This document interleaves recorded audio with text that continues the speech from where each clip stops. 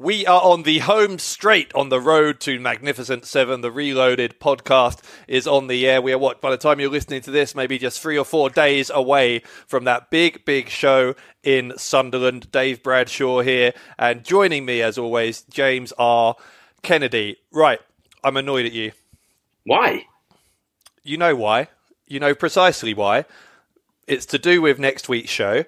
I was having a bit of back and forth, to put it mildly, on Twitter over the past couple of days with our new esteemed tag team champions, the South Coast Connection, who basically invited themselves onto this show next week.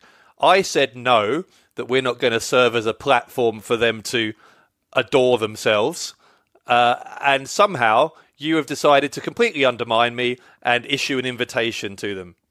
Well, why not? You know, you're talking about the new Defiant Wrestling Tag Team Champions. You're talking about Kelly Six, Ashley Dunn, the South Coast Connection. The journey, Bradshaw, is finally over. The SCC have exactly what they wanted all along. And dare I say it, exactly what the wrestling world wanted all along. They now sit atop the mountain and they deserve a celebration. Oh, you speak for the wrestling world, do you? Well, you know, I am the voice of Defiant Wrestling, so why not? Are you? You're not commentator of the year, are you? Oh, come on, I knew it was only a matter of time before you were going to bring that up again. By the way, 17 days now left for you to hand over that award, according to the decision handed down by General Amin. But anyway, back to the subject. Yeah, SCC, I don't see who, other than probably you, in the wrestling world, quote unquote, wanted this to happen, and particularly in the way it did happen. I mean, you can't, even you, who's apparently becoming increasingly a fan of these two as time goes on, you can't be happy with how they won it. I mean, there's no pride in that. Well, you know, I've said it before, and if I've said it once, I've said it a million times. The ends justify the means. As long as you come out on top, as long as you can say, hey, I won. You know, this is a story that the SCC can tell their grandkids about. They ended the historic Tag Team Championship reign of Aussie Open. That's huge. It doesn't matter how they did it. All that matters is that they did it.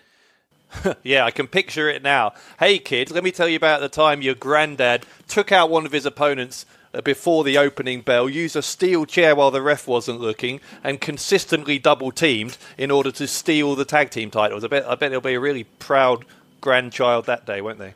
Well, if my grandfather had told a story like that, I would have framed pictures of him on my wall as a teenager. Forget pop stars, forget footballers, forget any of your other idols. If you have a grandfather who can say they were Defiant Wrestling Tag Team Champion and offed Aussie Open to do it, wow, that's something else. So congratulations to the SCC, and I cannot wait to have them on the ReLoaded podcast. Yeah, you've described it on Twitter, what we're going to have with them next week, as a little audio celebration. Well, how would you put it? You know, I think that's very fitting. I would call it a wake, a funeral for the integrity of the tag team titles with these two as winning. Having said that, on the plus side, they might not actually be tag team champions by next week's show, because it's just been announced that their first title defence will be this coming Sunday on Loaded against the dynamic duo Mark and Thomas Billington. A rematch, of course, because SCC already has beaten those two controversially, it has to be said, a few weeks ago on Loaded. But a chance for those two youngsters, the Billingtons, still just 15 and 17 years of age, to become tag team champions on Sunday. Well, if there's one thing that the SCC are going to learn very fast, you know, the same for Aussie Open, the challenges come thick and fast. You don't get any time to rest. You know, you have to defend those championships very often in Defiant, and that's something the SCC are going to learn. The dynamic duo, how much it would mean to those young guys if they could swoop in, defeat Dunn and Six, and become, I know you would love it, Bradshaw, if the dynamic duo suddenly became the new Defiant Wrestling Tag Team Champions. Never mind a wake. You wouldn't hold a wake for the SCC. You would hold a celebration for the dynamic duo. That's all I'm doing for the current tag team champions. There would be a certain amount of justice in the world if SCC turned out to be the shortest reigning tag team champions of all time, wouldn't there?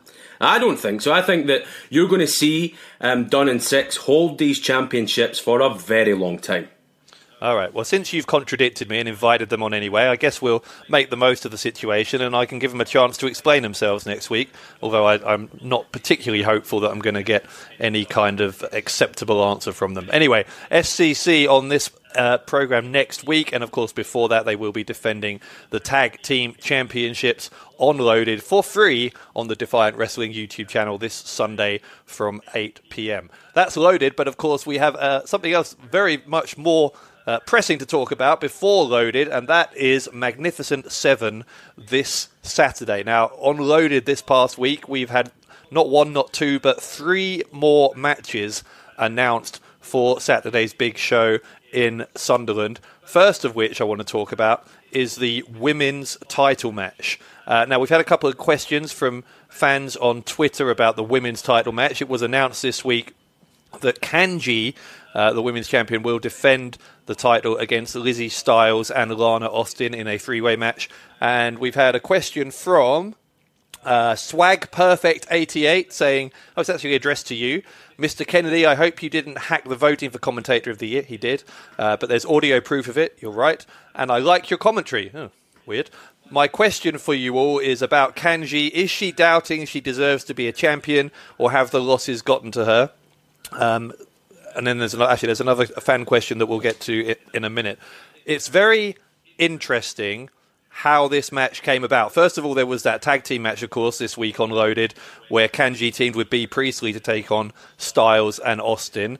For the second time now, the newcomer Lizzie Styles got a pinfall over Kenji, the women's champion.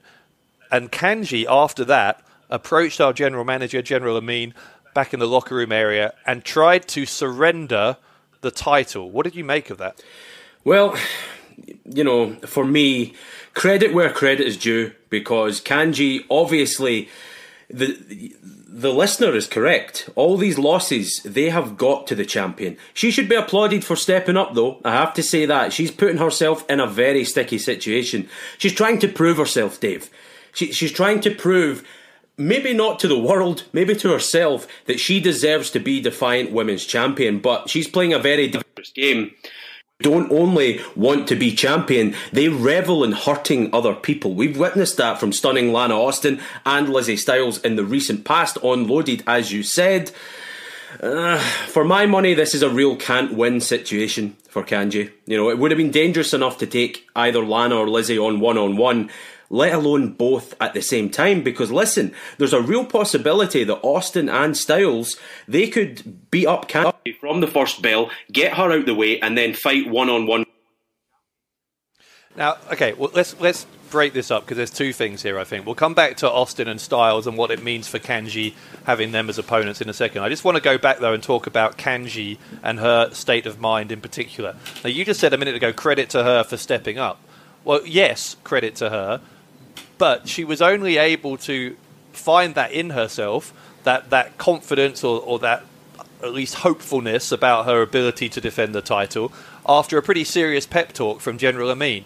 And so, I'm sorry to be harsh about Kenji. I really don't mean to be. I think she's a very likeable young athlete and she's got a great future ahead of her. But if she, at the moment, is in a position where she is unable to even want to hold on to a championship without having to have someone pick her up and tell her that she's able to do it, what does that say about the amount of doubt that's flying around inside the head of Kenji, and what will that mean in the middle of the match if and when whatever her game plan is going into Saturday doesn't work, when plan A doesn't work, when someone kicks out of a move she thought was going to give her the victory? If she's that fragile mentally in terms of her self-confidence about being champion, then General Amin's not going to be at ringside to give her another pep talk. So what happens then? Wow, and people say I'm the bad guy. You know, that was vicious, Bradshaw. Don't hold back. It's not vicious. It's a legitimate question, because she's a champion. You know, I know she's new, I know she's young, but the fact is she has the most prestigious prize in women's wrestling, in Defiant Wrestling, on her shoulders, and that there's a burden that comes with that. And some people are not in a position. I'm not trying to be horrible to her, but I'm just saying, if you're not psychologically in a position where you're able to shoulder that burden, then you're not going to last. Well, here's the thing. The way I look at it, as someone who was a manager for almost a decade on the UK scene before, you asked me to come and join the commentary desk. That's not what happened. Yes, it is. Let's not start this off with lies. You sent me a postcard, a letter, an email, a Facebook message, a DM on Twitter. What? Forget it. I'm not going to argue. I'm not going to get into your fantasy world. Go back to Kenji. What were you saying? Sorry, I got sidetracked there. Anyway, in my experience as a manager, this isn't the first time that I've witnessed an athlete, a young pro wrestler with doubts. It happens. It happens a lot more than people care to admit. But what happens in those situations, someone with authority, someone with know-how, steps in, gives them some advice. I've had to do it for so many wrestlers, some of whom have went on to hold championships all over the world. Kenji maybe just needs an arm round the shoulder. This is a very sensitive part of her career. She came in here hot, won the women's championship against all the odds. No one expected it. And it seems not even she expected it. Now she has this pack of vicious animals chasing her every single week, including Bea Priestley, including Lana Austin, including Lizzie Styles. It must be so mentally draining for Kenji. And yeah, she just had enough. She believes now that she is not worthy enough to hold that championship.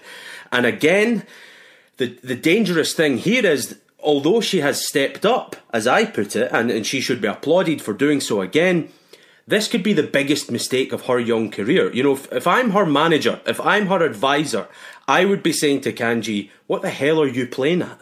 There is no need for this. You're the champion. Let people chase you. You don't need to chase the challenges. Win or lose, you're still the champ.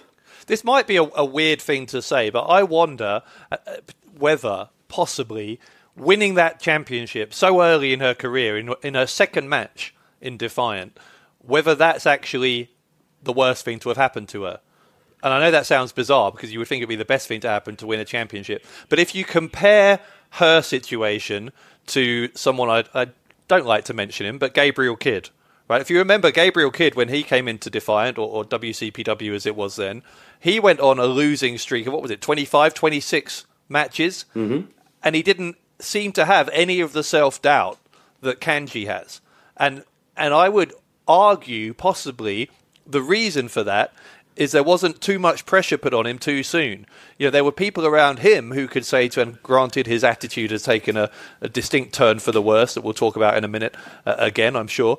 But at least in that early part of his career, he was able to justify it to himself by saying, look, at that point he was still, 19 years of age.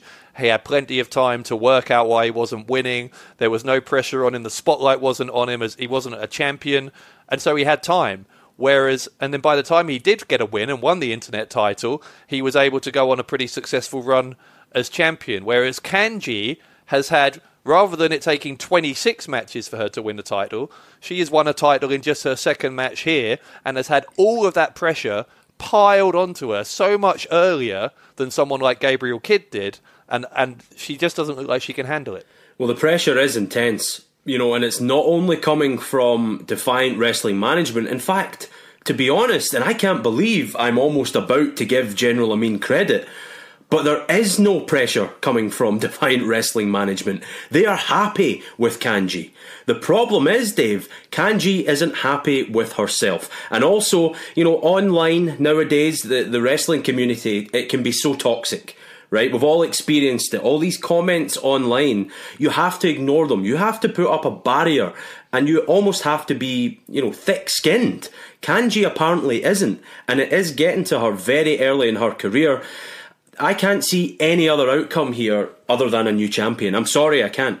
Well, let me conversely say one thing that might be to Kenji's advantage. And actually, I'll say it in the form of another question we've had in this. This one is from Kimmy, JB17. Kimmy, who writes in regularly. We thank you again, Kimmy, for getting involved. And Kimmy says, will Lizzie Styles and Lana Austin be able to coexist in that triple threat match with Kenji? And that's a good question, because this alliance that has developed in the past few weeks between Lizzie Styles and Lana Austin, I think is on I think it's a house of cards. It's pretty fragile.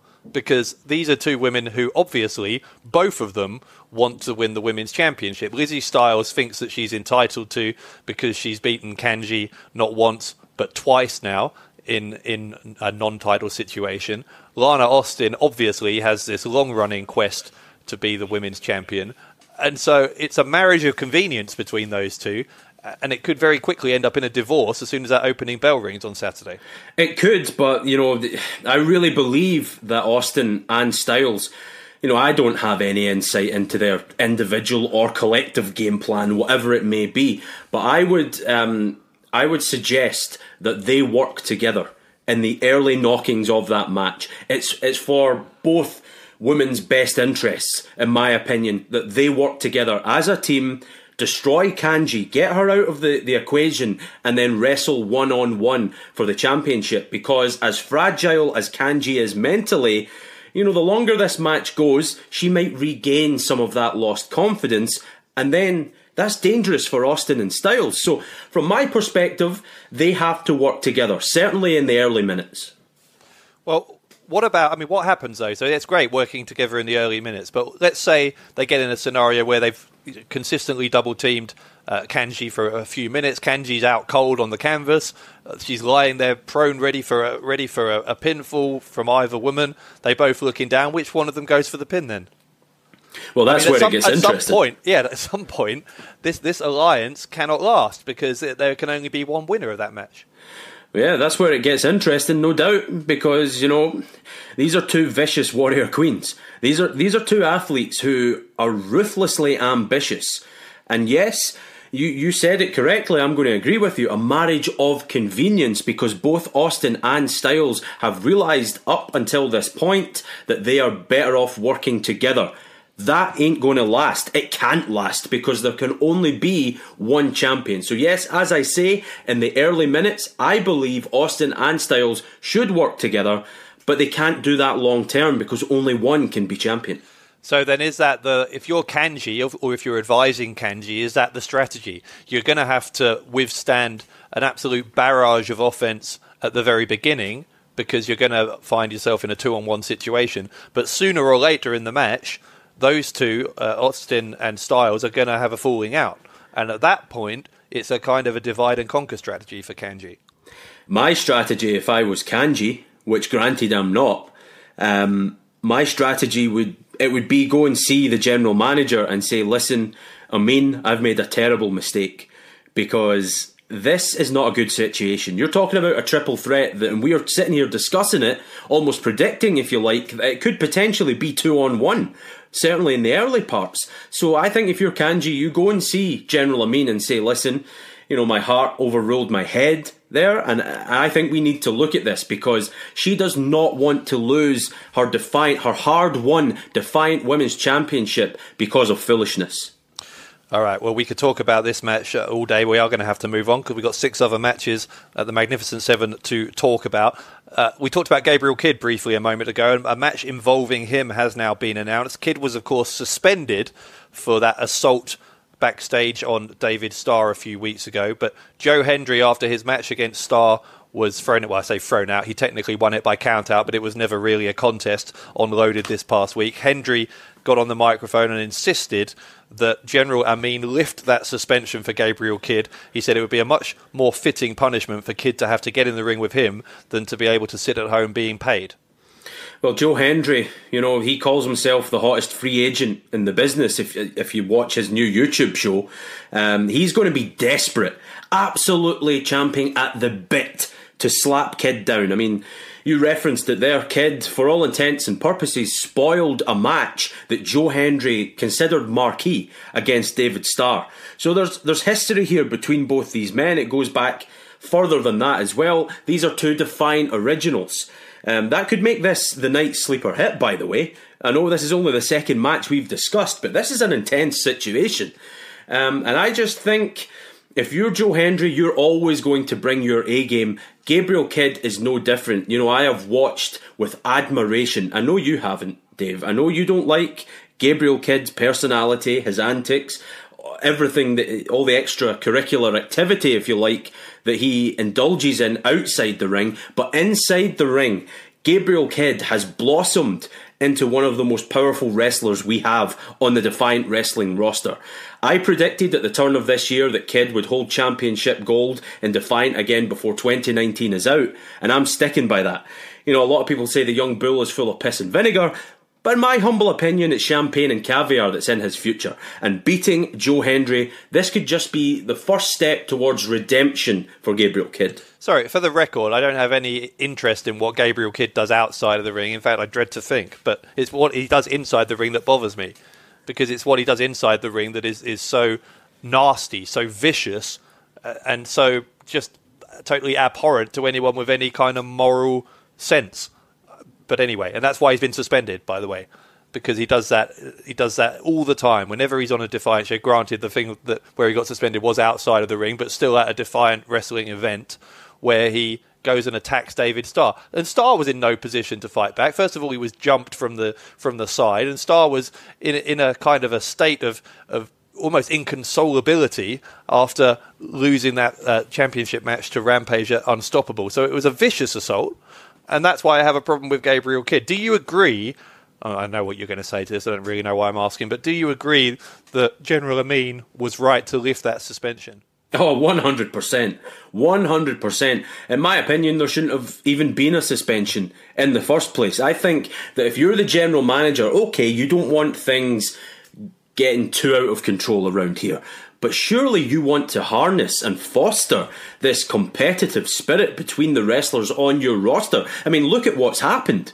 Prince Amin, I'm going to call him that. I'm not going to call him the General Amin again. I'm sorry, I just can't do it. It makes me feel sick to my stomach. But Prince Amin, he was the one who suspended Gabriel Kidd, and look at what happened. Joe Hendry had to go and ask for that suspension to be lifted because Joe Hendry is a competitor. Joe Hendry wants to fight. He realises that that's the law of the jungle.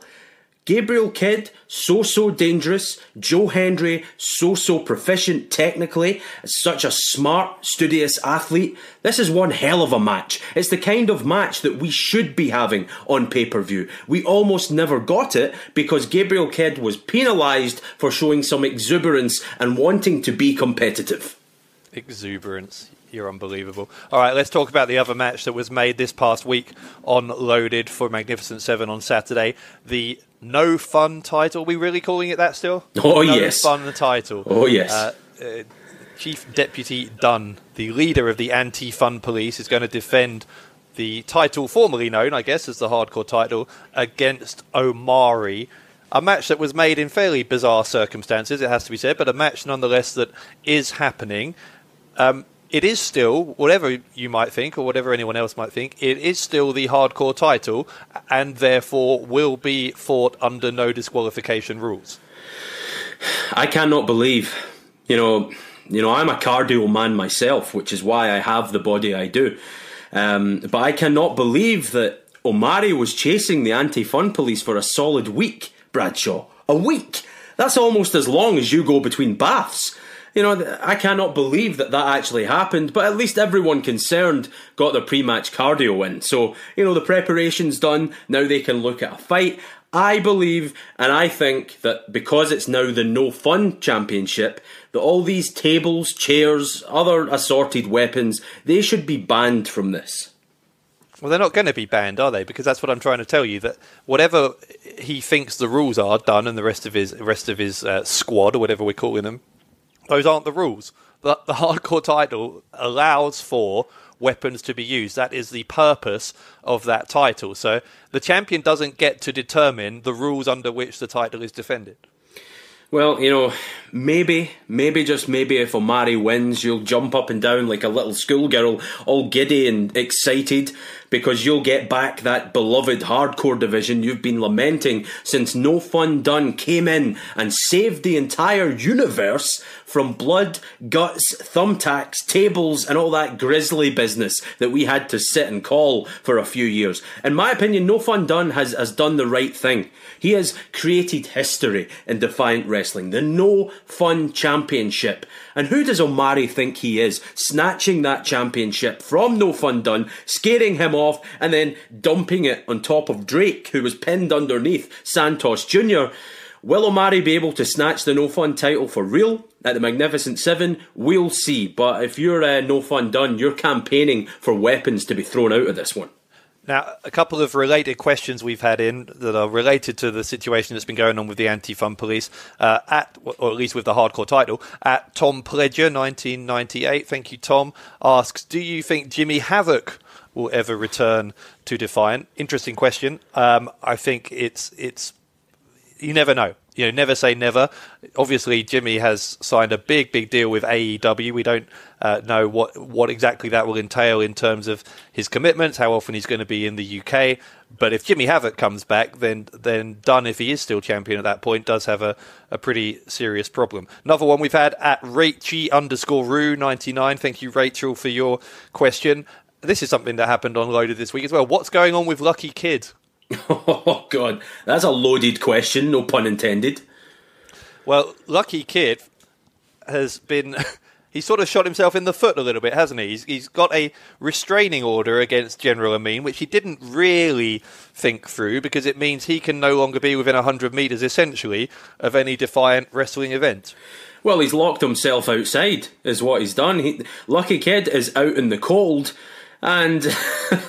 You know, it was so hard not to laugh on Loaded when General Amin, damn, I called him it again, when Prince Amin, you know, suddenly realised, it dawned upon our general manager that Lucky Kid had just made an arse of it.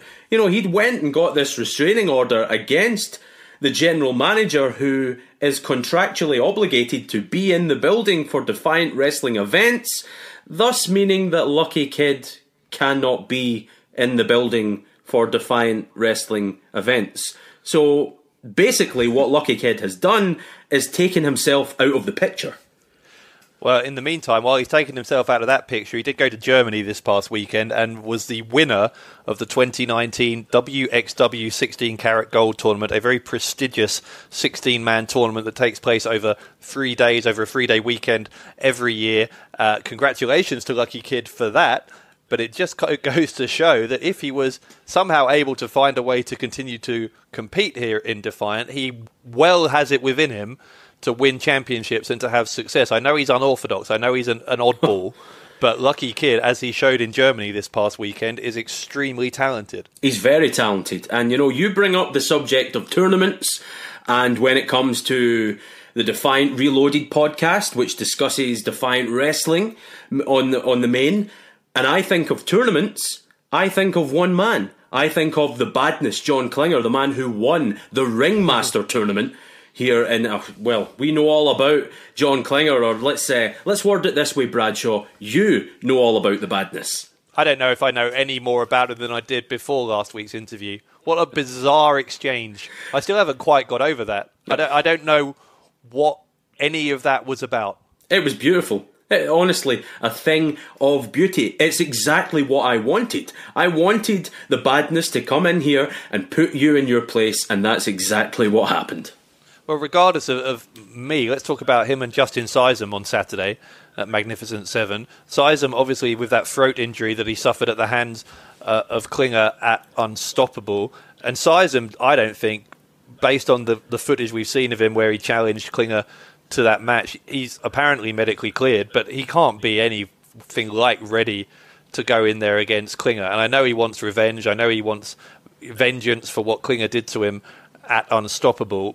But there is a danger when, as we saw on this podcast last week, when you're dealing with someone as unhinged and as, I don't know, potentially dangerous, so unpredictable, and with apparently no remorse for anything he ever does, like John Bad Bones Klinger, there's an issue here for Sysum that he could be stepping into a situation that he might regret for the rest of his professional life. Did you see how Klinger mauled the assistant to the assistant, Adam Foster, recently on Loaded? You know, Bad Bones, the badness. John Klinger hasn't lost a step. You know, he had that ultimate bid to pry the Defiant World title from Rampage. It hit the skids, it didn't happen. But that's when you know a wrestler is motivated. They don't let setbacks define them. John Klinger hasn't. He moved on to his next victim, and that just happened to be Justin Sysum. You touched on it there, Dave. Sysum's face has barely healed since Klinger's attack at Unstoppable. But can I just say, sorry to interrupt, but you are such a you should be a spin doctor for someone, you know. Like, Gabriel Kidd is exuberant and John Bad Bones Klinger is motivated.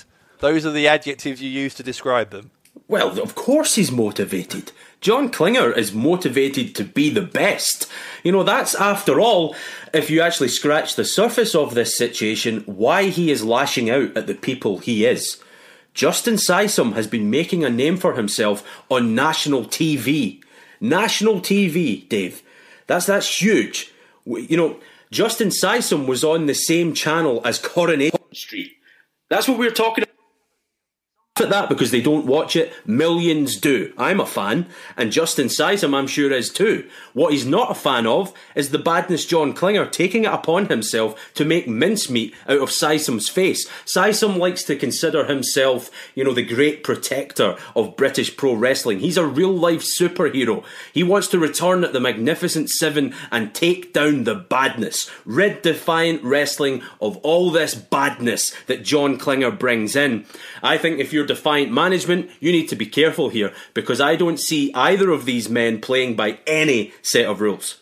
I mean, this all started because Sysum beat Klinger at Unstoppable. Sysum won the match. You could argue that Klinger won the war, given what he did to Sysum afterwards. So given how, I'll use the word again, how unhinged Klinger is, how volatile that personality is, how short of a fuse he has, what happens if Sysum beats him again? We've seen that after losing that match at Unstoppable, the kind of path of destruction that Klinger has left in his wake in the month since, the most prominent victim of which is, of course, Sysum. But man like Derice, I'm sure, will tell you just how dangerous a man Klinger is, and I'm sure Adam Foster would tell you the same thing. So what happens if he loses again?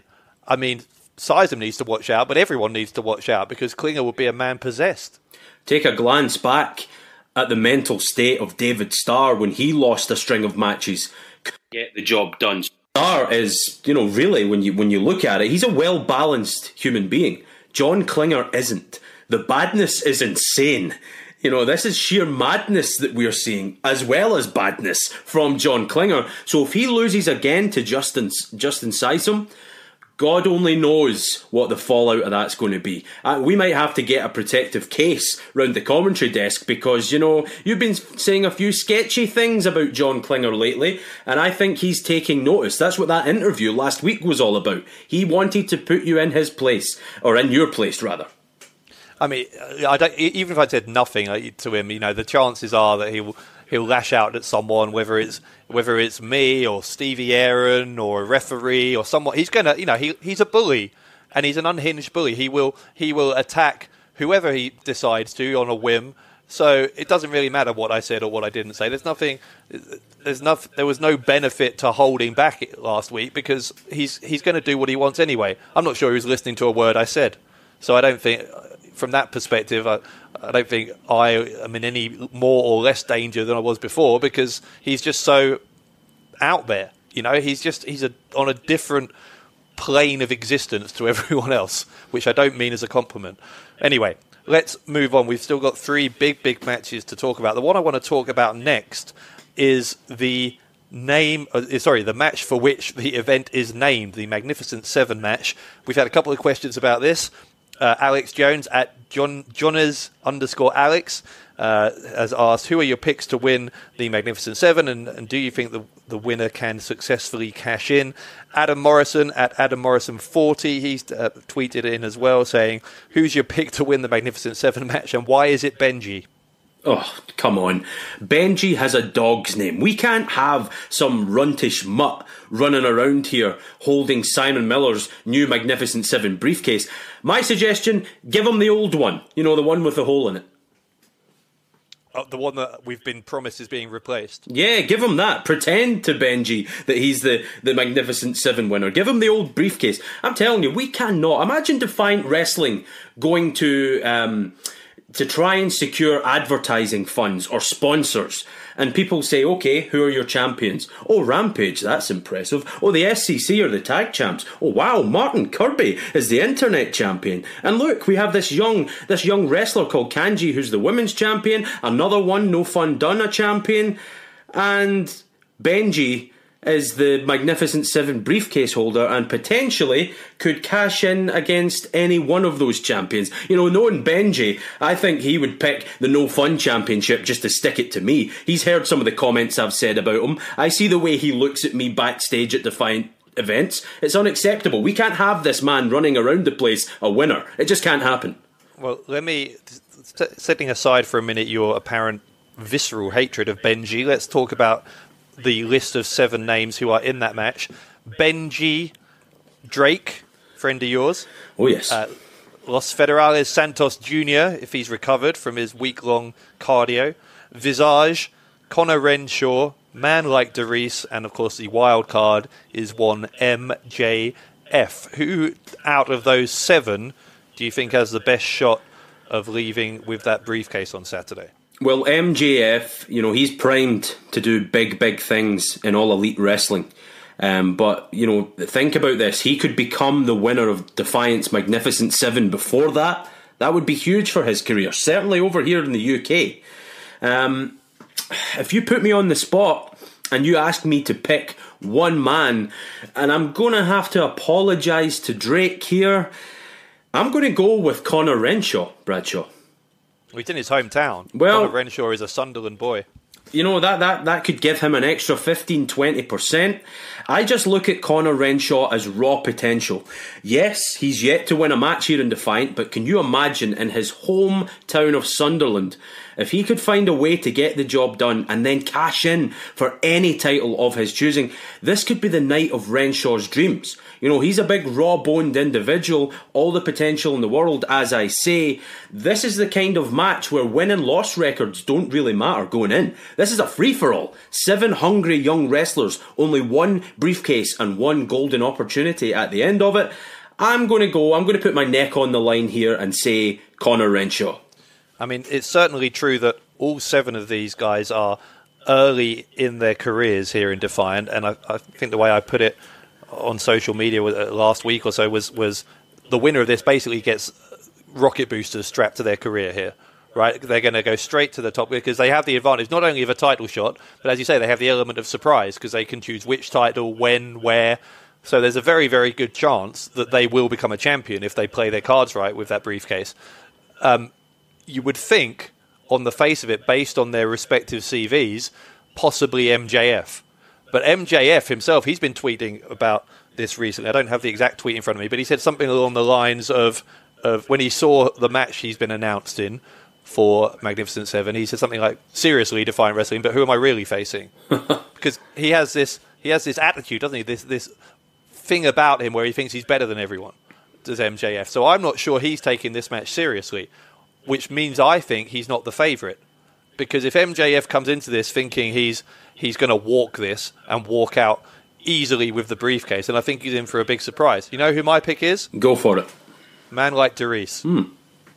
Because Man Like Darius has been showing signs of getting closer and closer to that landmark victory he needs. I know he got beaten by Klinger, but actually, if you look at parts of that match, Klinger had a much more competitive match against Darius than I think Klinger was expecting. And if Darius just looks like, of all of these guys, that he's on that trajectory. He's headed in the right direction. Visage as well, actually. Visage has been doing very well. They've been winning, match. They've had their first win now. Visage. One of those 2, of all 6, setting aside MJF, you've got to look at them and think who is showing the signs of possibly being on the brink of a major victory. It's one of those 2. I think I'll go Darius. Well, Darius, he was viciously attacked by both Nathan Cruz and John Klinger in the past. Maybe, just maybe, you're onto something, because any other wrestler or a lot of young wrestlers, if they were attacked by those 2 and that was their early experiences here in Defiant, that would scare them off. Darius didn't let that happen. He's so determined to leave a lasting impression. That's exactly what he would do if he won this match and went on to become a champion. You bring up Visage. Well, they're on a bit of a roll, as you say. They've picked up that first crucial win. Don't let the extravagant looks fool you, because there's one hell of an athlete underneath. Especially when that wig comes off, by the way. I don't know what the deal is with that. It's like old school Jerry Lawler when the strap comes down. they go to a different place. They become this different animal. All right. Well, here's a question before we move on. If you're the winner of that match, how high do you set your target in terms of who you cash in on? Because all of these guys, as I say, early in their careers, whether it's Rampage or Rory Coyle, who's world champion after Saturday, we'll talk about those two in a minute, but whoever it is, if any of those 7 were to challenge that champion, they would be huge underdogs there. So do you go for it anyway because you have a chance to be world champion, or do you set your aim a little bit lower, with no disrespect to the other championships, but you go for the internet title, you go for the hardcore / no fun title, you find a partner and go for the tag titles? Do you try to do one of those things because that's a good stepping stone, or do you shoot for the moon from the get-go? I think so. I think that, if you're one of these young upstarts, which all of them are, including MJF, by the way, because yes, he's making a splash elsewhere, but he's new to Defiant, and he's going to find out firsthand just how competitive things are around here. So I think if you're any one of the 7 individuals in this match, although it's tempting to look at the World Heavyweight Championship, and I am not suggesting that anyone should not believe that they deserve to be the heavyweight champion. That is why everyone is involved in pro wrestling. That is where the money lies, the prestige, the credibility, everything. But you use that word, Bradshaw. If you're being realistic about it, you have to maybe, just go for something else. Build your career rather than going after the alpha male, someone like Rampage or maybe someone else who I'm very sure we're going to get to in a little bit here, and that Defiant World Heavyweight Championship. Maybe you have to build up towards that. And yes, no disrespect to any of the other championships in Defiant, they're all worthwhile in their own right. But it's that World Heavyweight Championship that everyone yearns for eventually. That's the key word. A lot of these guys are at the start of their journey. I'm not sure they're ready yet, but we'll see. We could be wrong. We don't know. We're not professional wrestlers, but we will see. But I hate to say it, but I do agree with you on this one. All right, well, one title they could go for other than the world title is the internet title, and that title will be on the line on Saturday. Martin Kirby is going to defend against El Phantasmo. Now, we're talking about tournaments, talked about tournament winners. Lucky Kid, of course, in Germany. You talked about Klinger winning the Ringmaster. Well, El Phantasmo also won a tournament in Germany these past couple of weeks, the GWF Light Heavyweight World Cup. That was a one-night, 8-man tournament. Overcame some of the best light heavyweights on the planet, including Lucky Kid, by the way, on that night. So Phantasmo is in scintillating form elsewhere as well. Can he carry that over into this match against Kirby? Now he's got his glasses back as well, by the way, and possibly go on to win the internet title. El Phantasmo better get serious and get serious quick. That silly quest for his glasses was pathetic. I hate to use a word that strong, but it was. He cannot go into a match against someone who has beaten all comers, worrying about anything other than the champion. And Bradshaw, this is how it should be. The internet champion, Martin Kirby, defending on a platform people must pay good money to watch. A professional wrestling pay-per-view. This is what Martin Kirby was born for. And by the way, I overheard him say that you just to leave a tenner on the commentary desk before his entrance. He's going to pick it up on the way out. Everyone has to pay to see Kirby combat, which is like Mortal Kombat, only better. You do know it's not the internet but behind a paywall title, right? It's the internet title, and YouTube's on the internet as well. That was the concept behind the title. But Martin Kirby is the finest internet champion that we have ever had in Defiant. And if you're going to, you're going to say that to Gabriel Kidd, are you? No. Listen. That was a different time in Gabriel Kidd's career. This very broadcast that Gabriel Kidd has championships in his future. Don't you try and stir the pot. That's just a bang out of order. Digging a hole. Bang out of order. Martin Kirby is one of the most experienced pro wrestlers on the UK scene. He's waiting for that breakout success where he can go abroad and become a global phenomenon. That is Martin Kirby's destiny. And he had to bank on himself, show some faith in himself, put his foot down and say, no, I'm not wrestling for free. I deserve big paychecks and people should have to fork over their cash to watch me do what I do best. And this Saturday at Magnificent 7, that's exactly what the world will do. They will pay their pay-per-view dollars, Dave Bradshaw, and they will watch Martin Kirby go one-on-one with El Phantasmo. Let's forget all this business about glasses. Let's forget all this business about bubble wrap, which Martin Kirby has used to win matches before. This is one hell of a championship match, but yeah, Dave, if you could, even if it's 2 fivers, by the way, that's fine. But Martin Kirby requests that you leave a tenner on the commentary desk. He'll pick it up on his way out. Can I suggest some radical advice for Martin Kirby as to why it might be that he hasn't had that big break that you're talking about? You're going to anyway. Let's hear it. Well, maybe, just humour me here, possibly it's something to do with his attitude.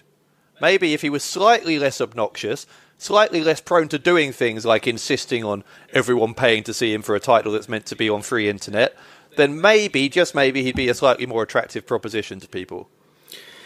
Martin Kirby, for me, is one of the most bankable wrestlers that Defiant Wrestling has ever had. He's a Defiant Wrestling original. He's been general manager. He's been world champ. He's now the internet champion. There's nothing this man can't do. He doesn't worry himself with some ridiculous quest to get back glasses or anything like that. All Martin Kirby does is he delivers the serious stuff. We're talking sable bombs. We're talking, bubble wrap. I know I said I wouldn't mention it before, but it's true that Martin Kirby used that to his advantage. There's nothing this man can't do, Bradshaw. He is money. Yeah, and that's less absurd to you than a hunt for some sunglasses, is it? Well, it is, because bubble wrap. Listen, Martin Kirby used bubble wrap to make himself profit. He defeated Walter. He became the Defiant Internet Champion. It was bank. It made him money. El Phantasmo has been on this ridiculous hunt for his glasses, and what has it got him? His glasses. Why didn't he go and buy another pair? I don't know.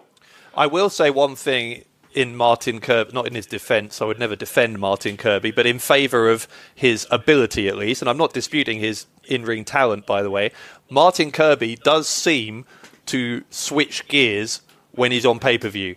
We've seen this jokey, messing around version of Martin Kirby so often on Loaded in the past several months. But look at what he's been like recently on pay-per-view. That match against Benji, the second one that was on Unstoppable, certainly refused to lose when he was up there against Joe Hendry in that I Quit match, where he was absolutely vicious. And so Kirby does, for all of his joking around and for all of his tomfoolery, he does definitely have it in him to put in a performance, the kind of performance that he will need if he's going to defeat an in-form El Phantasmo on Saturday. No complaints here, because El Phantasmo, we've witnessed in the past, when he hasn't been engaging himself in the ridiculous, when that bell rings and it's go time in the ring, he can do things that us mere mortals only dream of. All right, now, we've only got a few minutes left, but we do have one more match to talk about, and it is, of course, our main event. The Defiant World title going to be on the line. You're talking about disturbed people when we were talking about Klinger earlier. Rory Coyle. Rory Coyle, the last true sick boy, the video nasty, who is going to go up against Rampage this Saturday. We saw Coyle on Loaded at his ruthless, most violent worst, at Benji's expense, of course. What do you do if you're Rampage to strategize how you're going to defeat someone like Rory Coyle, who, after all, is an opponent the likes of which, for all of Rampage's success and his reign with the world title is now, over 320 days, or it will certainly be by Saturday. He's very much honing in on 1 year, But in that year, he hasn't faced anyone quite like Rory Coyle. No, he hasn't. You know, Rory Coyle isn't a slick pro wrestler like Austin Aries. He isn't a prestigious athlete like Joe Hendry. He's not a German psychopath like John Klinger, although he's closer to that. He's not a man who wants to prove his worth like David Starr. Rory Coyle is a beast, a nightmare, someone with nothing to lose, but at the Magnificent Seven, he has everything to gain. Rory Coyle, the last true sick boy. He could be the next Defiant World Heavyweight Champion. And wait for this, Rory Coyle could be the next face of this company. You know, these mind games that he's playing with Rampage are intense. I have never in all my years witnessed anyone approach an alpha male the way Rory Coyle has. There's so much reckless abandon here. The only strategy that I think Rampage should worry about is cinching in that pile driver ASAP and trying to put this maniacal movie man away as early as he can. It might be his only hope, because Coyle blatantly adores pain, and that's terrifying. Has Coyle, though, has he shown his hand slightly in those comments he made to Rampage a couple of weeks ago? Let me explain what I mean, because he said a couple of weeks ago that he doesn't want Rampage the wrestler, right? He wants Rampage, that he wants to bring out the inner demon in Rampage. He wants to bring out the monster in Rampage. And is that precisely what his strategy is? Because if Coyle can get Rampage to face him on Coyle's turf, which is in a psychological battle, a brawl, but with all those mind games intertwined so in such a complex way, then Coyle has the advantage. If Rampage can stay laser focused and just think this is another opponent for all of the smoke and mirrors, this is just another opponent. If I stick to my game plan, I'm the best heavyweight wrestler in Europe and I can defeat him. But that's what he has to do, right? If he can keep it as a wrestling match, Rampage wins. If he goes down this rabbit hole that Coyle wants him to go down, then we could have a new champion. That's why I say that Rampage, it's in his best interests to try and knock Rory Coyle out, because that can happen to anyone, but nobody has this endurance of pain like Rory Coyle does. You know, he even tortures himself mentally and physically. Bradshaw, this is the way I'm going to word it. You've seen a horror movie, I'm guessing. Everyone has. You ever go and see that horror movie at the cinema, and on your walk home, you know, a cat might jump out of an alleyway and you get a fright because you believe, mentally, up here in your head, you believe that you are still in that horror movie. You believe you're a character living inside that world. That's only one night. When you wake up the next morning, that feeling is gone and you're back to reality. God only knows how long Rory Coyle has been keeping his beady eye on Rampage. We don't know for sure. Coyle is the kind of guy who studies his victims, sometimes for years. We witnessed that before with Primate.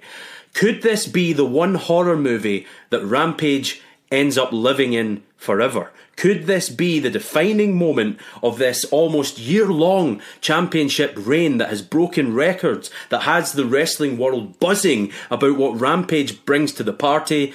Could it all come crashing down around him because Rory Coyle is the kind of freak that Rampage just cannot prepare for?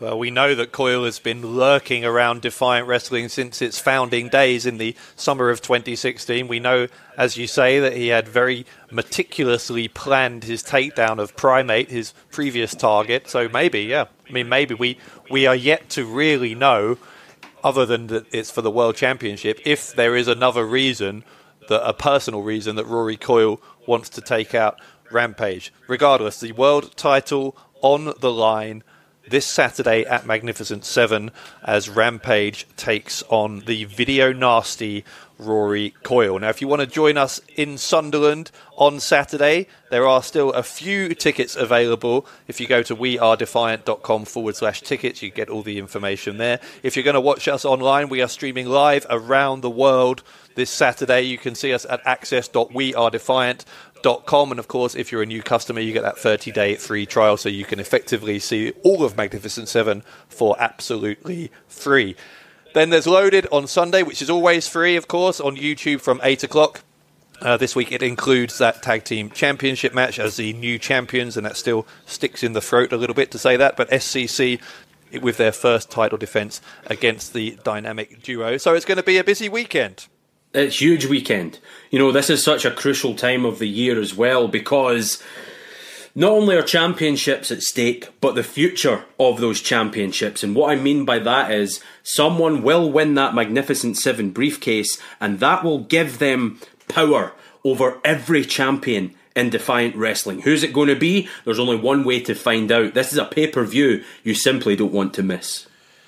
All right, well, continue to join the conversation with us online as we approach Saturday and beyond. You can tweet us, of course, at Defiant Rest. That's Defiant, WRES. You can tweet me at Dave Bradshaw. And what is your Twitter account? Oh, you know it by now. It's at Top Class Kennedy. And Bradshaw, you might have noticed on this week's podcast that I've been a little bit distracted.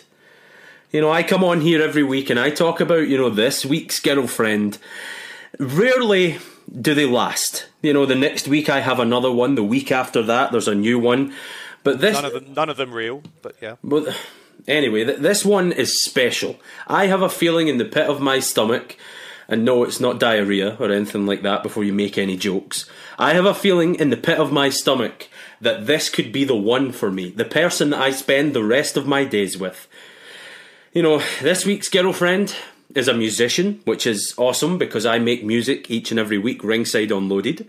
She's in a band. They had some success in the 1990s. They recorded some amazing tunes that became massive hits. She's blonde, which is cool. I've had a few blondes in my time, but none as pretty as this. She has two sisters who are also in the same band with her. And no, they're not single before you say anything, Dave, you cheeky scamp. No individual Twitter for my new girlfriend, but you can follow Taylor at Hanson Music. Dave, I've been listening to Mbop for days now. I can't get that catchy pop song out my head. It's one of the best female-fronted pop songs of its generation. All right. Well, I wish you well. Well, that's not the response I was... Usually when I, do this week's girlfriend, you have something witty or cheeky or downright insulting, quite frankly, to say about it. But are you feeling okay? No, I wish you well in your new relationship, and I'm sure there are plenty that you still have to learn about each other. Well, that goes without saying, that this relationship is young, and I'm sure there's many twists and turns, and maybe even a few surprises along the way. Oh yeah, I wouldn't doubt it. Anyway, that's going to do it. We will see you, obviously, on Saturday in Sunderland. Away the lads, as they say. I've done my research. Jesus. How about that? That's how they talk. I'll give you some more phrases as I learn them. No. We'll see you on Saturday for Magnificent Seven. Sunday, of course, for Loaded as well. And we will be back with you here next week on the ReLoaded podcast. You can, of course, catch us now on YouTube, on Stitcher, on Spotify, and on iTunes. So if you'd rather be listening on a different platform to the one you're currently listening on, you can get us on all four of those. For James R. Kennedy, this is Dave Bradshaw saying thank you for listening, and we will see you in Sunderland on Saturday.